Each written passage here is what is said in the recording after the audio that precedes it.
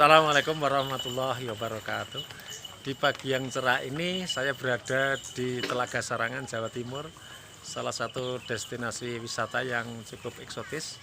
Pada kesempatan yang berbahagia ini saya akan menjawab pertanyaan dari seorang klien. Dari 5 jenis tipe Steven itu, manakah yang paling mudah diasuh? Yang paling mudah diasuh adalah anak tengking. Kenapa demikian ya? Karena tengking ini otaknya mengendalikan semua otak, sehingga dia menjadi anak atau orang yang logis. Setiap kali kita memberikan penjelasan yang masuk akal, dia akan langsung move on dan langsung semangat dalam belajar maupun bekerja. Misalnya kita mengatakan pada anak tengking, "Nak, orang akan sukses itu ketika dia rajin mengerjakan apa yang akan dicita-citakan." Misalnya dia ingin sukses dalam kenaikan kelas, maka dia harus rajin belajar. Dengan kalimat tersebut, anak tengking langsung ngeklik dan dia langsung akan bersemangat. Apalagi didukung dengan iklim pendidikan di Indonesia, persepsi masyarakat itu rata-rata mengatakan bahwa orang atau anak itu pandai kalau dikatakan matematikanya bagus ya. Nilai matematikanya luar biasa, bagus, maka dikatakan dia anak yang pandai.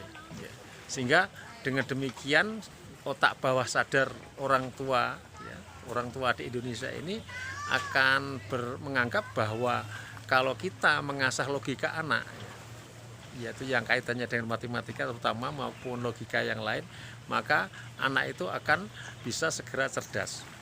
Dengan kondisi budaya seperti ini, maka anak tengking sangat diuntungkan karena orang tua se-Indonesia rata-rata ketika menasihati anaknya ya dengan logika ya. Sehingga anak tengking ini sangat jarang bermasalah ya ketika diasuh oleh anaknya maupun gurunya. Dan bawaan anak tengking ini memang luar biasa dalam arti dia suka disiplin, suka ditarget, suka mencari ranking. Kalau nanti bekerja juga suka mencari jabatan, suka disiplin, membuat jadwal kehidupan sendiri. Dari bangun tidur sampai tidur lagi, dia mandiri membuat jadwal dan mandiri untuk mempraktekkan. Sehingga dari sekian ratus bahkan sekian ribu klien saya belum menemui anak tengking yang bermasalah ya. Kalau ada pun masalah itu masalah yang ringan ya. Sementara yang 4 yang lain beberapa kasus saya dapati masalah yang cukup berat. Tetapi ketika orang tua tidak bisa memberikan penjelasan logis kepada anak ini, maka dia akan jadi malas belajar. Contoh ya, misalnya ada anak tengking yang masih kelas 1 SD. Dia melihat ada mobil pemadam kebakaran lewat.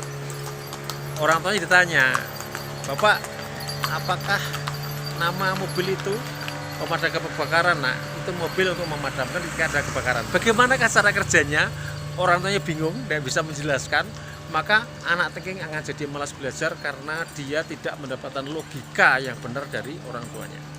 Terus bagaimana bagi orang tua yang memang tidak tahu sama sekali cara kerja mesin pemadam kebakaran tersebut atau mesin-mesin yang lain yang ditanyakan oleh anak tengking?